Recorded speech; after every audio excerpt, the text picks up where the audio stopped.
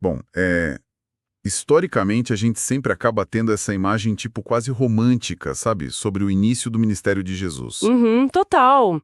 Aquela figura bem solitária. Exato. A figura de um pregador nômade, né, talvez até um pouco alheio àquelas maquinações políticas todas do seu tempo, tipo vagando pelos desertos da Judéia só, sei lá, reagindo aos eventos à medida que eles aconteciam.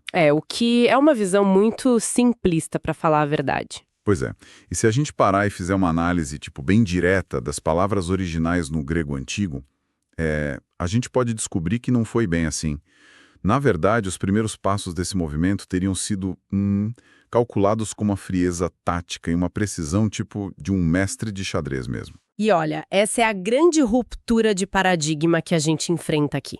Porque quando a gente deixa de ler o texto só pela superfície narrativa, sabe? E passa a examinar a mecânica da linguagem da época, a coisa muda de figura. Fica muito mais profundo, né? Com certeza. A narrativa histórica ganha uma dimensão de intencionalidade que, infelizmente, na maioria das vezes, se perde muito fácil nas traduções modernas. E essa é exatamente a nossa missão na investigação profunda de hoje. A base dessa nossa imersão, para quem acompanha a gente, é um documento incrivelmente detalhado chamado Um Estudo Teológico e Bíblico de Mateus 4, versos 12 ao 17 na perspectiva triofanista. Escrito pelo irmão Marcelo Oliveira. Isso, pelo irmão Marcelo Oliveira. E, bom, antes mesmo da gente avançar para o contexto histórico, o próprio título do documento já estabelece um filtro muito interessante, né? Porque, convenhamos, perspectiva triofanista não é um termo que a gente escuta no dia a dia. De fato, não é mesmo?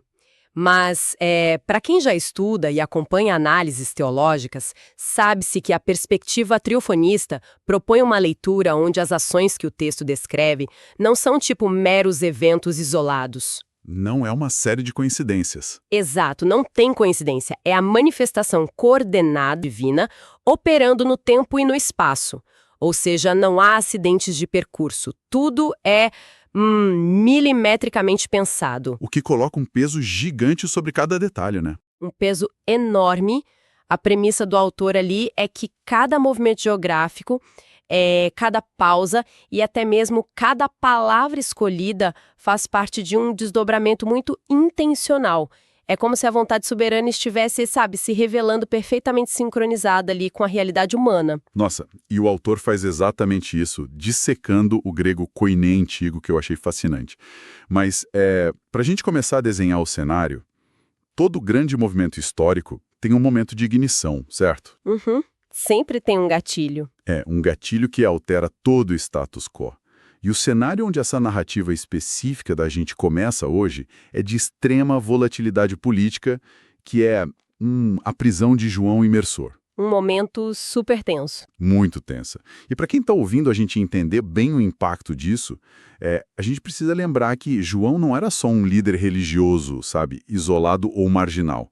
O cara era um fenômeno de massas. Ele arrastava multidões. Multidões. E o pior, ele estava criticando abertamente a moralidade do governante, o Herodes Antipas. Então, a prisão dele não foi tipo uma mera questão teológica, um debate de ideias. Foi uma manobra violenta de supressão política mesmo. Uma manobra que, no mesmo segundo, criou um vácuo de poder gigantesco e, claro, uma crise imediata para qualquer pessoa que estivesse associada a ele. Com certeza, um alvo nas costas. Exatamente. E aí o autor de estudo, ele foca em dois termos gregos fundamentais que descrevem aquele exato instante em que Jesus recebe essa notícia da prisão. Os termos são akousas e paredotier. Tá, vamos destrinchar isso aí porque essa parte é essencial. Vamos lá. A palavra akousas tem a raiz no verbo ouvir. Mas o grande detalhe do texto original é que essa palavra é colocada no particípio aoristo ativo. E o que isso quer dizer na prática? Porque grego antigo pode ser meio assustador. Não, é tranquilo. Olha só, o tempo aoristo no grego é crucial aqui, porque ele não denota tipo uma ação contínua ou aquele boato vago que a pessoa fica escutando pelos corredores, sabe? Ah, disseram que fulano foi preso. Ah, entendi. Não era fofoca. Nenhuma fofoca. O aoristo indica uma ação completa, uma coisa pontual e definitiva que aconteceu no passado. Ou seja, a notícia foi recebida, processada e selada como um fato totalmente consumado. A informação não estava, aberta a debate, então. Absolutamente não. E é aí que isso se conecta perfeitamente com o segundo termo, que é o pare dossier. Que significa o quê exatamente? Significa que João foi entregue. Mas, assim, a raiz dessa palavra carrega um peso judicial e até quase fatalista, sabe? Como se não tivesse mais volta. Exato. Não era uma detenção provisória só para averiguação, sabe? Prestar um depoimento. Ser entregue, no contexto do primeiro século ali, significava que a máquina estatal já tinha tomado uma decisão final sobre a vida dele. Caramba, a porta fechou mesmo. Fechou com força total ali naquele exato momento. Foi uma transição de eras, de dispensações de uma forma muito abrupta. Mas, espera aí. Estrategicamente falando, se a gente pensar bem, a reação humana comum diante de uma notícia tão devastadora como essa seria o choque emocional imediato, né? É o que qualquer um faria. Pois é, se o líder de um movimento, ou, nesse caso, o precursor, que preparou o terreno, cai nas mãos de um governo tirânico desse jeito, a base de seguidores com certeza ia esperar uma resposta forte. Um contra-ataque. Isso. Talvez uma marcha até a capital, uma tentativa de resgate, ou, sei lá, no mínimo um protesto público gigante. Mas o que me chama muito a atenção nessa análise é que não tem registro de nenhuma visita à prisão. Nenhuma visita. Não tem uma tentativa de confortar o aliado e, isso pode soar incrivelmente frio para quem tá lendo isso hoje em dia, né? Soa muito frio se a gente analisar com essa nossa lente moderna do sentimentalismo, né, do que é politicamente correto. Mas o texto mostra outra coisa. Mostra uma compreensão profundíssima do cenário geopolítico da época. O autor do documento argumenta que Jesus tinha plena consciência de que João ia perder a vida ali em defesa da justiça. Não ia ter milagre de resgate diplomático. Já era uma peça perdida no tabuleiro. Exato. E ir até a fortaleza de Maqueronte, que é onde João provavelmente estava preso, ou até mesmo tentar iniciar um levante popular naquele segundo, significaria simplesmente abortar o próprio ministério antes mesmo dele começar. Nossa, seria um desastre. Seria reagir ao cronograma do Herodes, né, e não seguir o cronograma divino que estava proposto. É bem aí, nesse ponto de virada, que entra a próxima palavra grega, que é anechoresen. Que nas traduções que a gente tem por aí é geralmente colocada como retirou-se. Sim, retirou-se. Mas, de novo, retirar-se em português pode soar como uma fuga, né? Dá a entender que rolou um medo ali, uma covardia. Como se ele estivesse correndo do perigo. Pois é. Só que a profundidade do termo anechoresen carrega, na verdade, um sentido de recuo tático. É um afastamento deliberado do perigo iminente, justamente para conseguir preservar um propósito que era maior a longo prazo. Ah, então é absorver o impacto de uma perda muito severa no tabuleiro e logo em seguida fazer um reposicionamento bem calculado para poder iniciar a verdadeira ofensiva num terreno que fosse mais vantajoso. Perfeito, a analogia do xadrez que a gente falou no início se encaixa como uma luva aqui. Porque pensa bem, um jogador amador, se ele perde uma peça muito crucial, tipo uma torre ou a rainha, a primeira coisa que ele faz é tentar um ataque vingativo. Todo movido pela emoção. Movido pela raiva. E aí, inevitavelmente, ele cai numa armadilha do adversário. Mas um grande mestre do xadrez faz o oposto. Ele avalia friamente como aquela captura ali alterou a dinâmica das casas, aí ele recua uma peça temporariamente e então prepara uma estrutura, imbatível do outro lado do tabuleiro. Nossa, é muito isso. E essa frieza estratégica desconstrói totalmente aquela visão, sabe, de uma figura puramente passiva ou só reativa que muita gente tem. É muito mais intencional do que parece. E olha, esse reposicionamento calculado nos leva a um outro ponto do estudo que eu achei fascinante de ler, porque ele ataca de frente um mito muito, muito popular hoje em dia. Ah, o mito da moradia. Isso. Para onde é que ocorre esse recuo?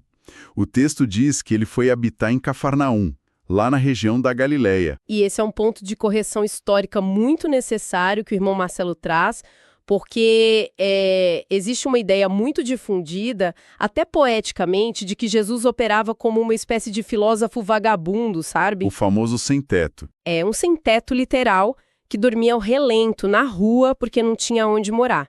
Mas o autor do estudo é bem contundente ao desmentir isso.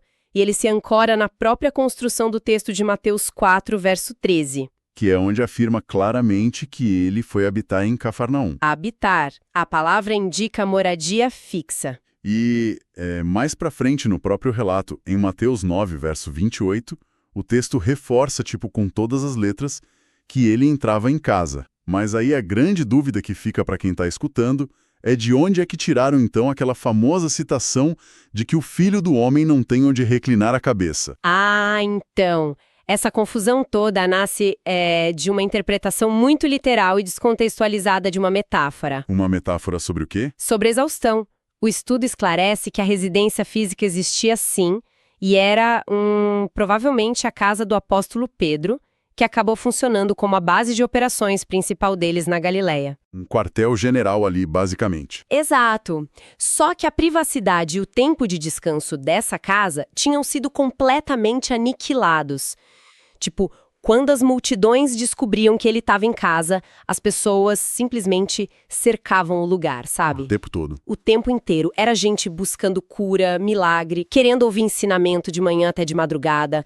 Teve até aquela ocasião em que o telhado da casa foi literalmente desmontado para descer um homem paralítico. Caramba, é verdade. Eu não tinha pensado nisso por esse lado. Então, quando ele diz não ter onde reclinar a cabeça, a frase se referia a essa privação total de paz e de silêncio, sabe? A demanda que era incessante do Ministério Público e não a falta de uma estrutura arquitetônica com teto e paredes. Faz todo sentido. É uma dinâmica que, trazendo para os dias de hoje, é muito compreensível. É o que acontece quando o endereço de, uma figura pública muito famosa vaza na mídia e na internet hoje em dia. Nossa, sim, a vida da pessoa acaba. A casa deixa de ser um santuário de descanso na mesma hora, né? E se torna um palco público ininterrupto. As pessoas acampam na porta. Uma invasão de privacidade total. Mas, beleza. Compreendendo como essa movimentação ocorreu, ou seja, esse recuo tático fantástico, a gente precisa voltar nossa lente para onde essa nova base de operações foi montada, porque a escolha geográfica está longe de ser um acidente ou obra do acaso. Longe mesmo. Cafarnaum ficava na Galileia. Isso. E aí o estudo mostra que a geografia atua quase como uma estratégia política mesmo. Por que a Galileia? Porque a geografia, no contexto bíblico, ela frequentemente atua como teologia pura. Esse estabelecimento na região que ficava ali nas fronteiras de Zebulon e Naftali é apontado no documento original como o cumprimento direto da profecia lá de Isaías, capítulo 9. Mas tem um termo ali que é o peso pesado dessa parte, né? Tem. O termo mais denso que a gente precisa prestar atenção agora é Galileia ton ethnon, que traduzindo fica a Galileia dos gentios. A Galileia dos gentios. E isso levanta um questionamento inevitável, né?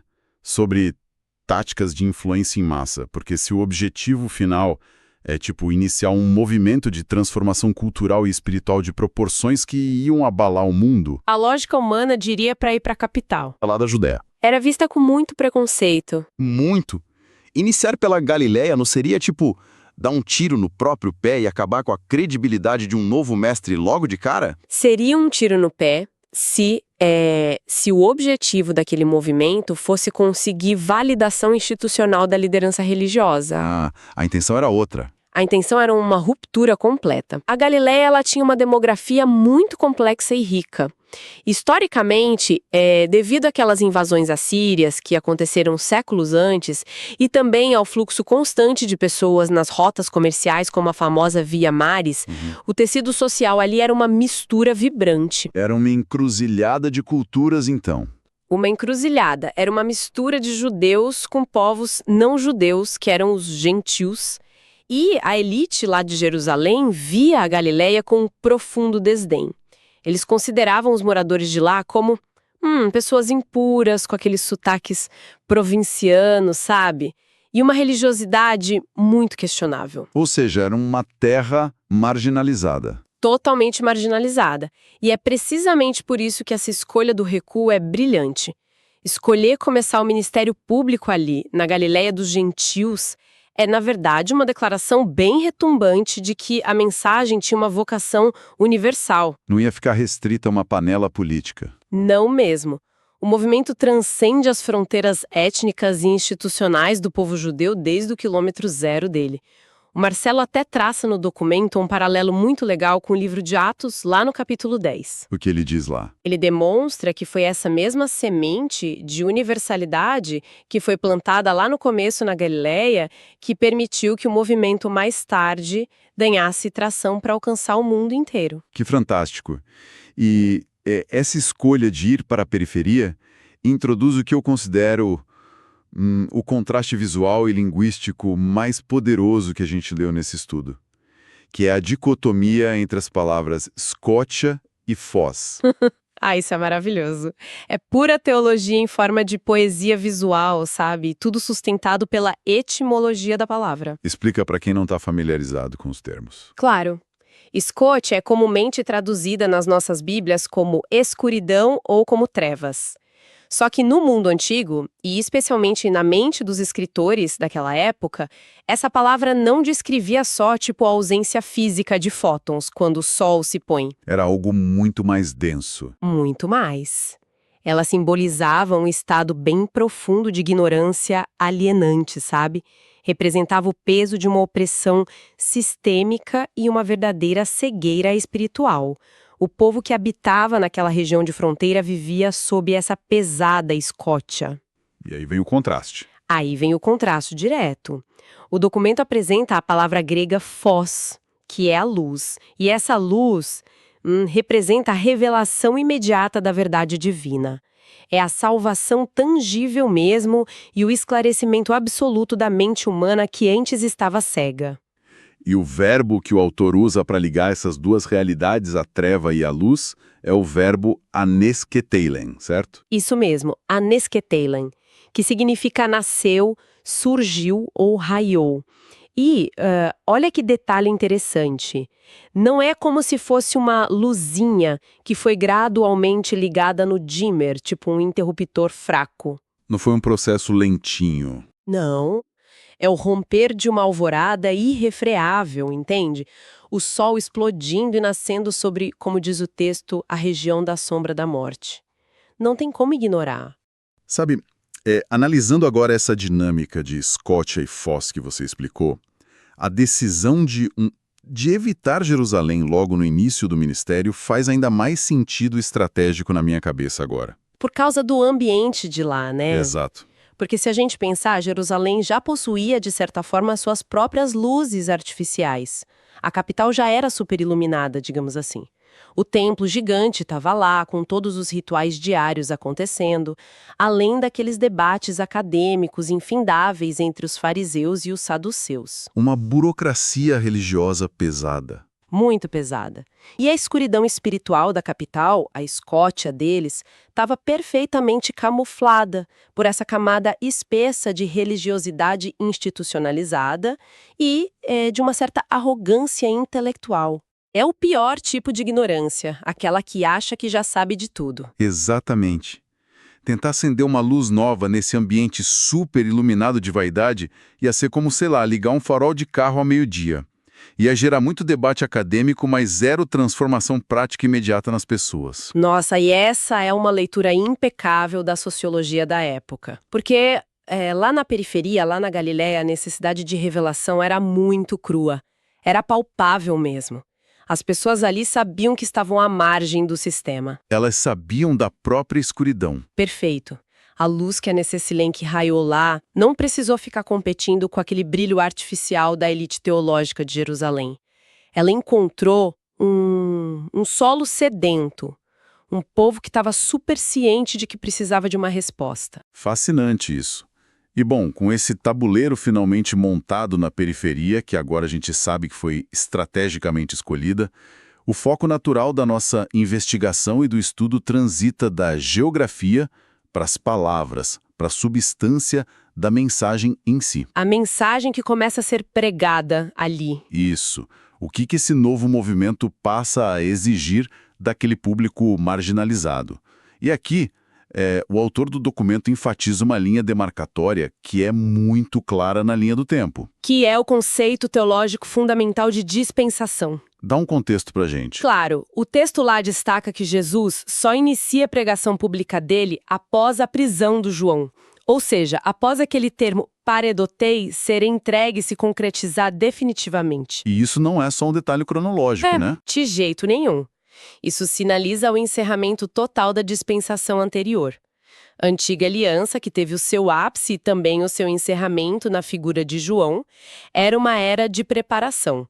Ela focava muito em aspectos físicos, né? Em rituais preparatórios. Tipo a imersão em água, os batismos lá no rio. Exato, os batismos eram como sombras de algo maior que estava por vir. Então, quando João sai de cena, a dispensação celestial, que é a própria essência do divino encarnado, irrompe e invade a dimensão física. A sombra sai e a realidade entra. E aí a exigência muda de figura. Muda totalmente. E a primeira exigência pública dessa nova era é uma palavra grega imperativa que, olha, tem sido terrivelmente diluída e mal interpretada ao longo dos últimos séculos, que é a palavra metanoite. A infame tradução de arrependam-se. Pois é. A desconstrução que o documento faz do entendimento moderno que a gente tem dessa palavra é, sem dúvida, o núcleo intelectual de toda essa análise para mim. Porque a gente tem uma bagagem gigantesca atrelada à ideia de arrependimento hoje. Uma bagagem que, infelizmente, reduz um conceito que era para ser revolucionário a um mero remorso moral de fim de semana, sabe? E como o estudo explica isso? O estudo disseca o substantivo raiz, que é metanoia. E olha, o senso comum hoje condicionou a mente das pessoas a pensar que se arrepender é, sei lá, sentir-se culpado por um errinho que você cometeu. Aí a pessoa derrama algumas lágrimas, pede desculpas e no dia seguinte tenta ser alguém um pouquinho mais educado. O famoso peso na consciência, né? Isso. Só que para o grego antigo, isso é superficialidade pura. A composição da palavra metanoia junta a ideia de mudança ou transição, que é o radical meta, com a palavra que significa mente, o intelecto em si, ou a faculdade de compreensão, que é o radical nous. Então, quando ele diz metanoide, a gente está falando de uma ruptura epistemológica completa, uma transformação radical e absoluta da própria forma como a mente humana concebe a realidade. É uma mudança de paradigma interno que tem que acontecer antes de qualquer atitude ou ação externa. Exatamente isso. Para ilustrar, imagina uma pessoa que está caminhando super convicta na direção norte. De repente, ela se depara com uma verdade que é tão esmagadora, tão superior, que toda a estrutura mental dela precisa ser reconfigurada na hora. Ela não só muda de ideia, a cabeça inteira dela muda. Ela reconhece aquele erro de cálculo existencial gravíssimo que ela estava vivendo e aí passa a caminhar para o sul. E o documento ainda reforça, sabe, que essa transformação gigante não ocorre do nada, num vácuo. Como assim? Ela é precedida por um reconhecimento esmagador da falência da própria condição humana. O autor até traça um paralelo bem direto com aquele texto do apóstolo Paulo lá em Romanos 3, verso 23, que fala sobre todos estarem destituídos da glória divina. A pessoa percebe que o sistema dela é falho por natureza. Sabe que lendo isso, eu até criei na minha cabeça uma forma de tentar visualizar a magnitude dessa metanoia, mas sem usar todos esses vícios da nossa linguagem religiosa tradicional. Ah, eu adoro essas analogias. Como você pensou? Imagina que a mente humana opera tipo como um smartphone ou um computador da gente. Ok, um sistema operando ali. Isso. Sentir remorso, que é esse arrependimento moderno superficial que a gente critica, é como quando, sei lá, um aplicativo super importante trava no meio do seu trabalho. Nossa, frustração total. Exato. Tem aquela frustração na hora, tem a culpa de tipo, nossa, esqueci de salvar o arquivo, e aí você vai lá e fecha o aplicativo com raiva. Só que, pouco tempo depois, você abriu o mesmo aplicativo de novo, rodando no mesmo sistema operacional problemático, esperando que por algum milagre o resultado seja diferente. Mas é óbvio que vai travar de novo. Vai travar. O que o texto descreve através da palavra metanoia não é simplesmente fechar um aplicativo que está dando problema e depois abrir de novo. É um processo muito mais agressivo. É ir na raiz do problema. Exato. É um processo de formatação total e irreversível do seu disco rígido inteiro. É a instalação de um sistema operacional completamente novo do zero. A máquina que processa e enxerga a realidade passa a funcionar sobre uma lógica que é totalmente diferente da anterior. E olha, essa sua analogia captura com precisão cirúrgica a exigência real que está no texto. Porque a mente que está formatada na Escócia, que a gente falou agora há pouco, naquele antigo sistema corrompido, ela é física e espiritualmente incapaz de processar o novo código que Jesus estava começando a introduzir. O hardware simplesmente não roda o software. Não roda. E a razão urgente pela qual esse novo sistema operacional é tão exigido pelo texto está atrelada diretamente à próxima grande palavra-chave que o autor disseca no estudo, que é Basileia. Que é o famoso reino. O reino, mas entendido não como uma extensão territorial demarcada no mapa geopolítico, mas sim como domínio absoluto e a esfera de influência direta do governo soberano de Deus. E aí, a ação que está atrelada a esse reino, né, ao anúncio dele, é expressa no original por um verbo grego que é o engiken. E que nós costumamos ler nas traduções só como está próximo ao reino, aproximou-se.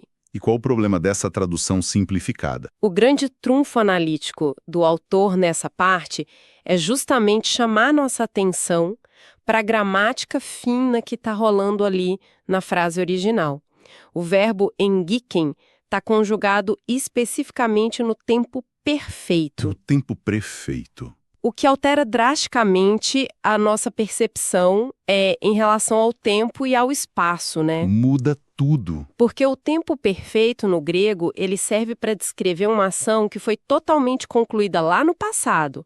Mas, e aqui está o pulo do gato, os resultados e os efeitos dessa ação continuam plenamente em vigor e operantes, sabe, ativos no tempo presente. Não é uma coisa que vai acontecer ainda. De jeito nenhum. Se a frase tivesse sido falada num tempo futuro imperfeito, o reino seria visto apenas como uma utopia política bem distante. Tipo, daqui a alguns milênios a paz mundial vai reinar.